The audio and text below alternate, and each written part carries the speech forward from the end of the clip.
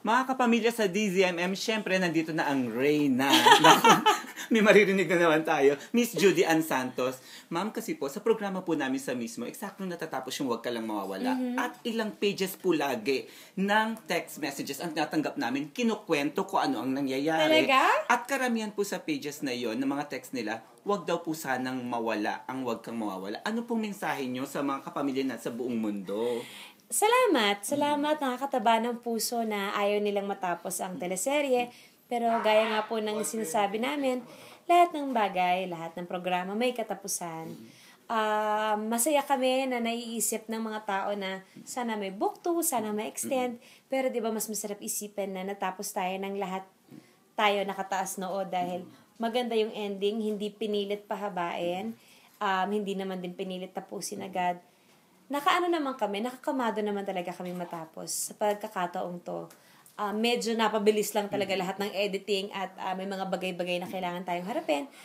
Pero very thankful kaming lahat kasi sa totoong salita, inspirasyon namin ang bawat salita ng Pilipino binibigay nila sa amin. Sa kanila kami humuhugot ng lakas para maitawid namin na maayos ang bawat eksena namin sa teleserye. Tinitingala po kayo ng lahat ng kababaihan po na mga nagte-text sa amin dahil daw po doon ay paglalaban nyo at papamulat nyo yung mga karapatan nila. Meron po kasi kagaya sa Abu Dhabi, marami pong nagre-request sa inyo doon. Ito na po, narinig po namin kung gaano po kalalim, pinaliwanag yung inyong advokasya sa mga kababaihan.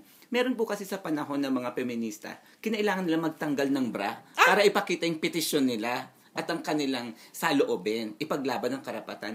Hanggang saan po aabot ang Judy Ann Santos para ipagpatulang advokasya ng women empowerment? Ay, sigurado ako hindi naman magpapakita ng dudoy, no? sa advokasiyang yan. Pero, siguro, wala nga akong bra ngayon. Siguro, aabot ako hanggang sa kahit matapos tong teleseryeng to, may bibigay ko ang salita sa kanila na hindi naman ako matatapos hanggang teleserye. Kung ano yung nasimulan ko, iyon yung gagawin ko. Wala ako sasabihin tatapusin kasi wala akong planong tapusin itong advokasya to.